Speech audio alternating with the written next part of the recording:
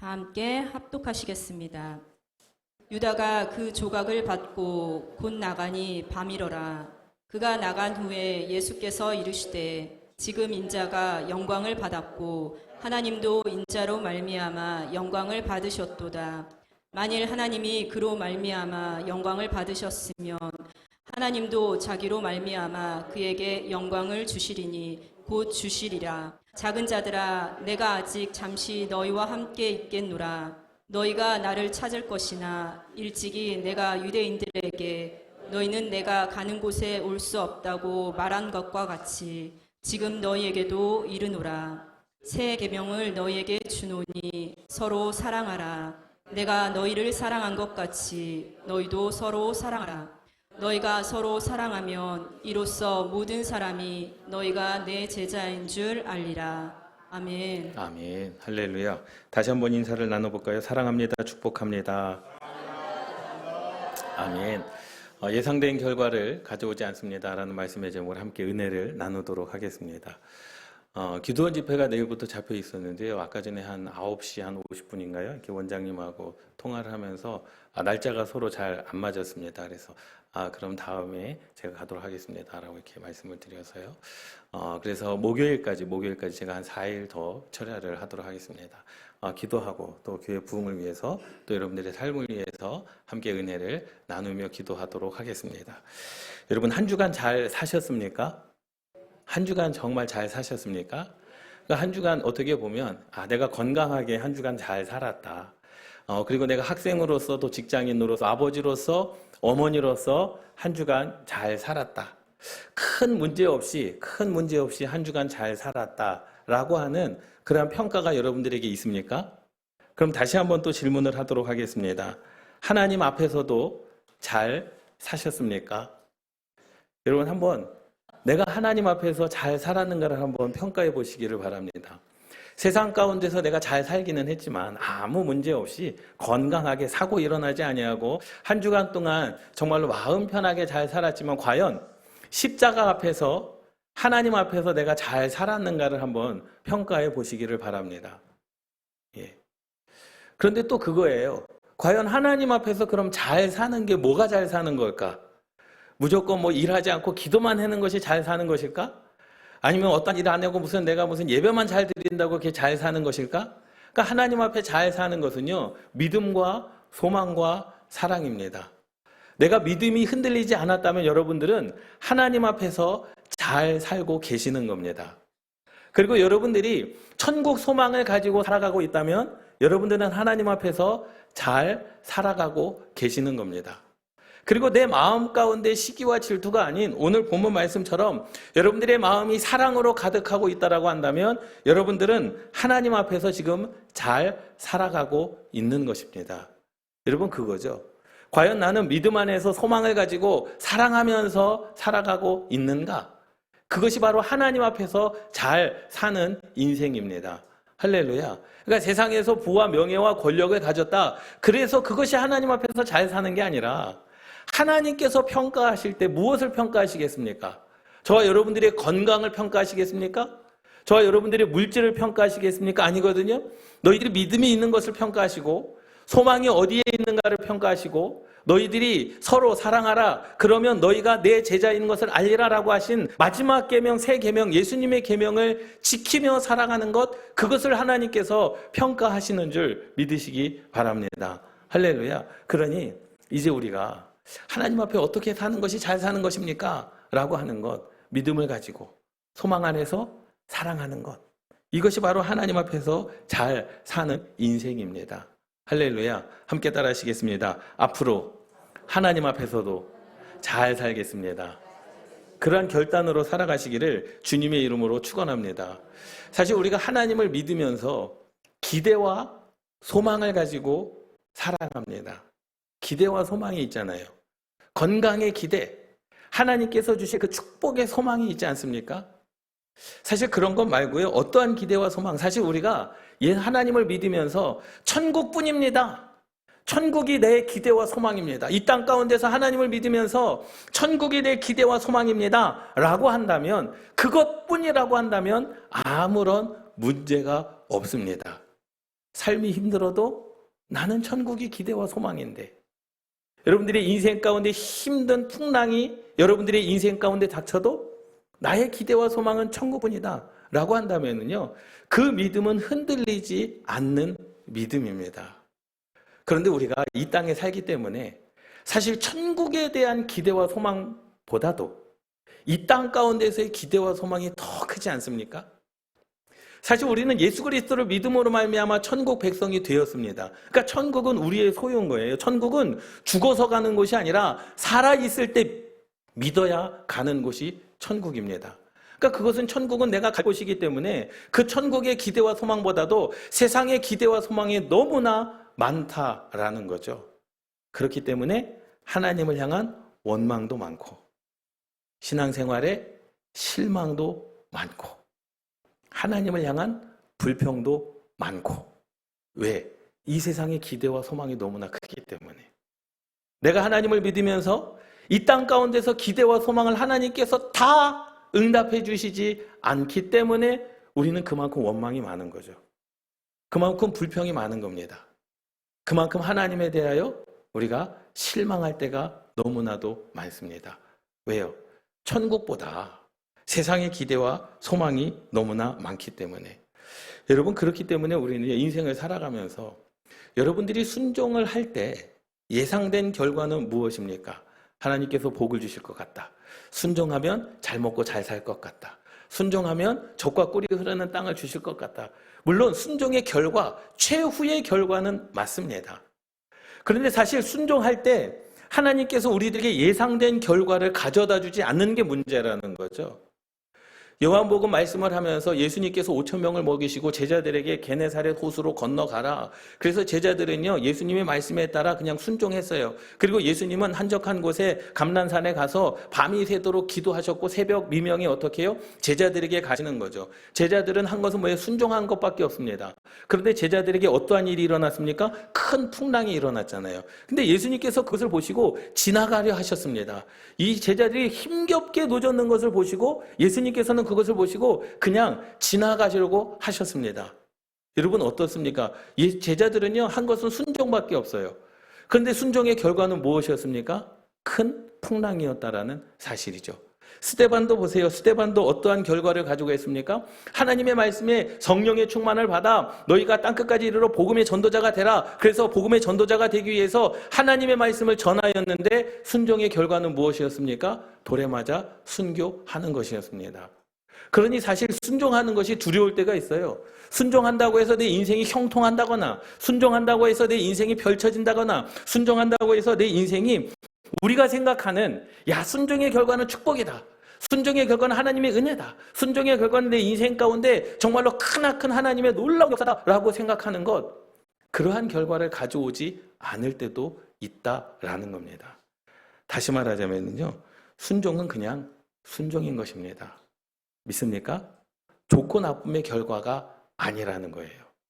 순종해서 좋은 결과를 가지고 올 수도 있고, 순종했는데 스데반처럼 돌에 맞아 순교하는, 순종했는데 제자들처럼 큰 풍랑을 맞이하는, 순종했는데 더 큰 어려움이 우리의 인생 가운데 있을 수 있습니다. 이유는 뭘까요? 하나님의 말씀과 세상은요, 반대로 흘러가기 때문에 그렇습니다.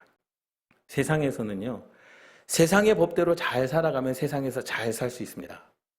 그런데 세상에서 하나님의 법대로 살아가려고 하면 힘듭니다. 부딪힘이 있을 수 있어요.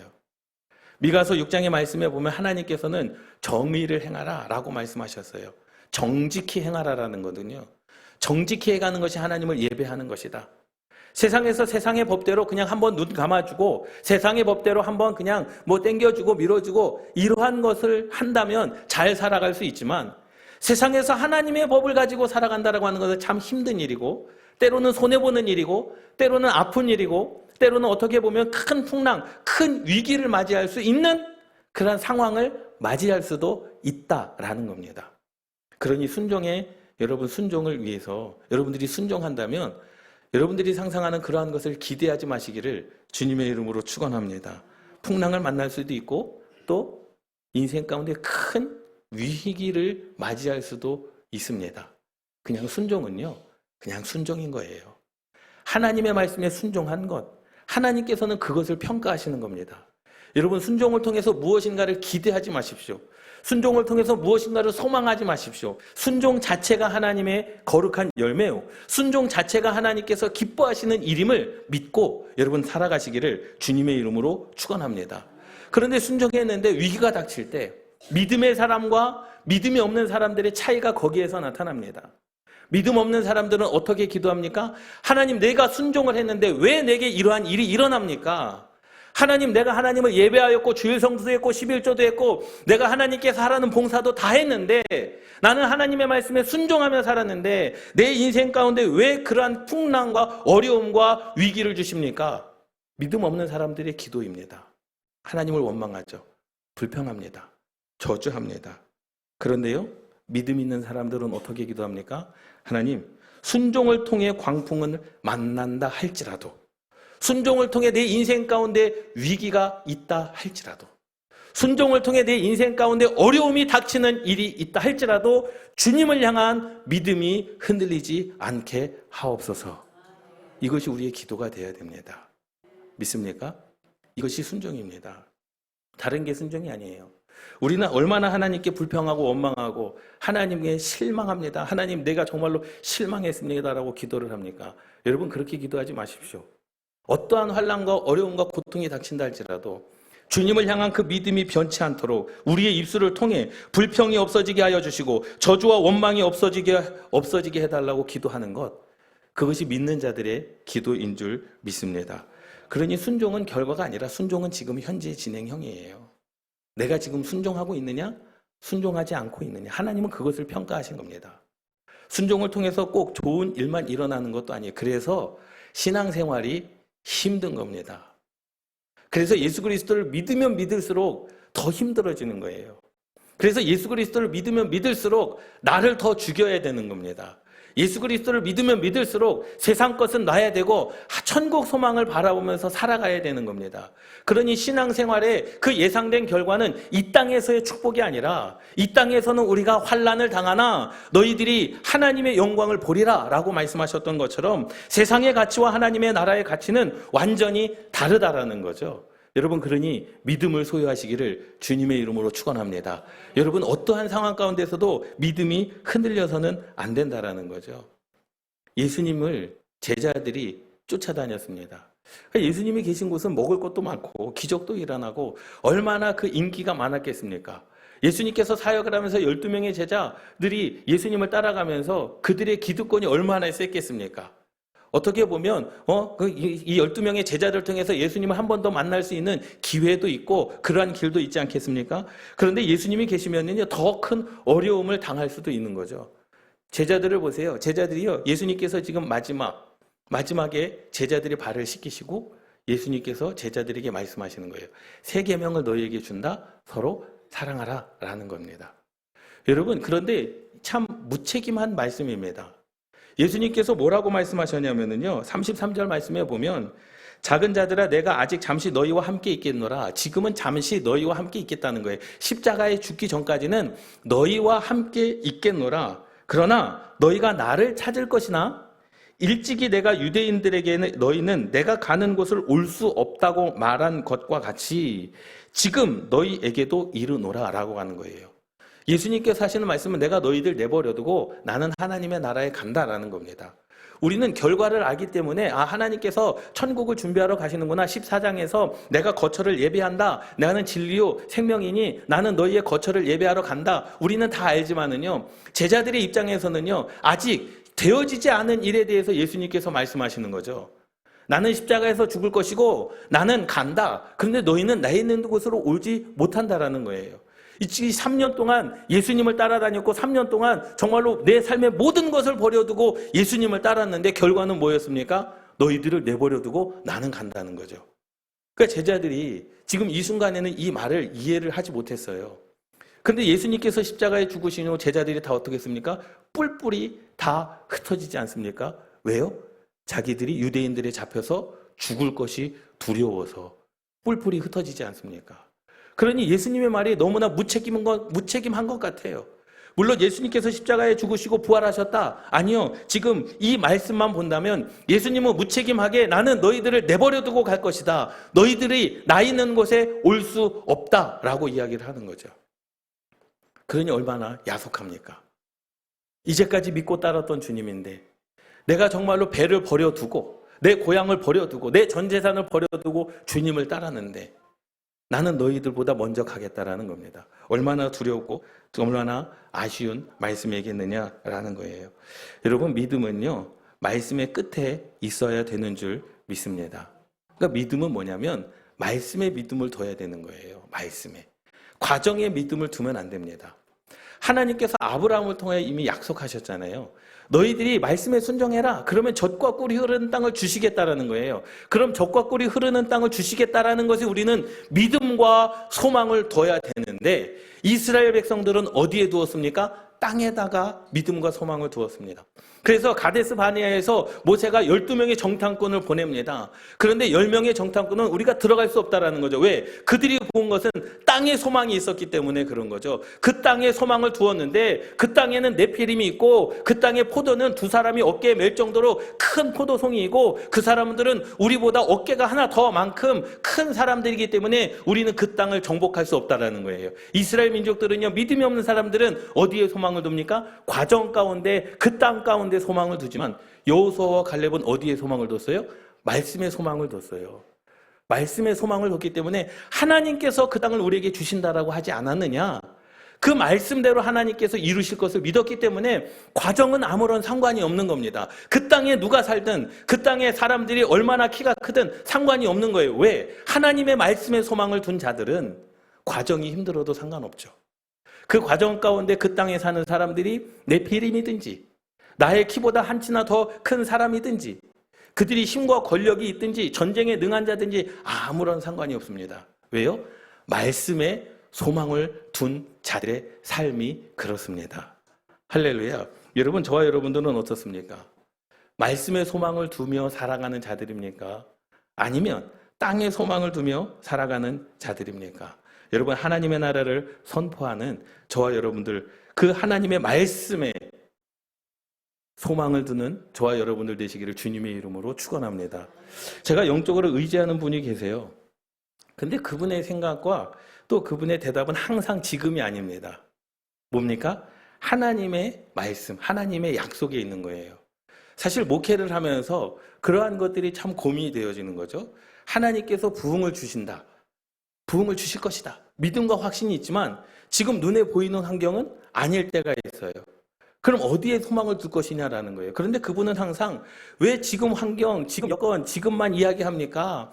하나님께서 부흥하실 것을 기대하면서 그러면 거기에 맞게 비전을 품고 거기에 맞게 믿음을 선포하고 거기에 맞게 우리의 믿음을 올려야 되는 거 아니냐라고 그렇게 제게 늘 말씀을 해주시는 거거든요. 여러분 어떻습니까? 말씀에 소망을 두시기를 주님의 이름으로 축원합니다. 여호수아와 갈렙은요 그렇잖아요. 가나안 땅을 보고 그 계획은 아무것도 없어요. 어떻게 할 것인지에 대한 계획은 아무것도 없습니다. 다만 하나님께서 말씀해 주셨기 때문에 말씀대로 하나님께서 이루실 것을 믿고 우리가 행하는 거 아니냐라고 그렇게 말씀을 해주시는 거죠. 믿음이라고 하는 것은요 다른 게 아닙니다. 믿음과 소망과 사랑. 그 중에 제일은 무엇입니까? 사랑입니다. 여러분 창세기부터 말라기 구약에 39권이 있어요. 여러분 창세기부터 말라기까지의 구약이 39권이나 되는데 이 기록은 어떤 기록입니까? 이스라엘 민족이 10계명을 잘 지켜서 축복받은 내용입니까? 아니면 이스라엘 백성이 10계명을 잘 지키지 못했기 때문에 하나님께서 심판하시는 내용입니까? 이스라엘 백성들이 성공한 내용이 많습니까? 이스라엘 백성들이 하나님을 제대로 믿지 못하여 실패한 내용이 많습니까? 구약의 모든 말씀은요. 이스라엘 백성들이요. 10계명을 지키지 못했기 때문에 하나님께서 심판받은 내용이 구약의 내용이에요. 그래서 예수 그리스도를 보내신 겁니다. 그래서 예수님께서 오늘 그 말씀을 하시는 거예요. 내가 너희들에게 새 계명을 주겠다라는 겁니다. 이 구약의 39권 이스라엘 백성들이 하나님께서 10계명만 지키면 땅을 주겠다. 십계명만 지키면 내가 너희들을 구원하고 인도하고 돌보시겠다. 이게 지난주 말씀이잖아요. 너희가 하나님을 배울 때 빈손으로 오지 마라. 하나님을 배울 때 예물을 드려라. 그러면 하나님께서 너희를 구원하시고 인도하시고 돌보시고 끝까지 책임져 주시겠다는 하나님의 약속 아닙니까? 그런데 이스라엘 백성들이 그 십계명을 지키지 못했습니다. 그 실패의 결과가 구약의 창세기부터 말라기까지의 말씀입니다. 아담도 실패했습니다. 아브라함도 실패했습니다. 이삭도 실패했습니다. 다윗도 실패했습니다. 하나님의 말씀에 믿음의 사람이기는 하지만 하나님의 말씀대로 살아가지 못한 이스라엘 백성들의 기록이 구약의 성경이라는 거예요. 그런데 예수님께서 오늘 말씀하시는 거죠. 새 계명을 너희에게 주노니 서로 사랑하라. 내가 너희를 사랑한 것 같이 너희도 서로 사랑하라. 예수님께서 어떻게 사랑하셨습니까? 목숨을 버려 사랑하셨습니다. 그러니까는요, 사실 사랑이라고 하는 것은요, 쉬운 게 아닙니다. 나를 죽이지 않고서는 사랑할 수가 없어요. 너희들이 이제까지 10개의 계명대로 살지 못한 이스라엘의 역사, 너희들이 10가지는 못 지켜도 이제 한 가지만 지키면 된다는 겁니다. 10가지를 못 지켜도 이제 한 가지만 지키면 되는데 새 계명, 이 계명만 지켜라. 그러면 너희가 내 제자인 줄 알리라. 하나님의 사람인 줄 알리라. 성령의 사람인 줄 알리라. 하나님께서 붙드는 자인 줄 알리라. 그것이 뭡니까? 사랑입니다. 근데 예수님께서 의미심장한 말씀을 하시는 거죠. 너희에게 주노니 서로 사랑하라. 내가 너희를 사랑한 것 같이라는 거예요. 내가 너희를 어떻게 사랑했느냐라는 거죠. 십자가에서 죽으셨잖아요. 그래서 우리를 사랑하시지 않았습니까? 그러니까 사랑이라고 하는 것은요, 그냥 연인 간의 사랑을 이야기하는 게 아니고요. 이 사랑이라고 하는 것은 내가 죽지 않으면 사랑할 수가 없습니다. 여러분, 원수를 사랑할 수 있습니까? 내 마음 가운데 내가 살아있는데 어떻게 원수를 사랑합니까? 내 자존심을 버려야 돼요. 그렇잖아요. 내 교만을 버려야 됩니다.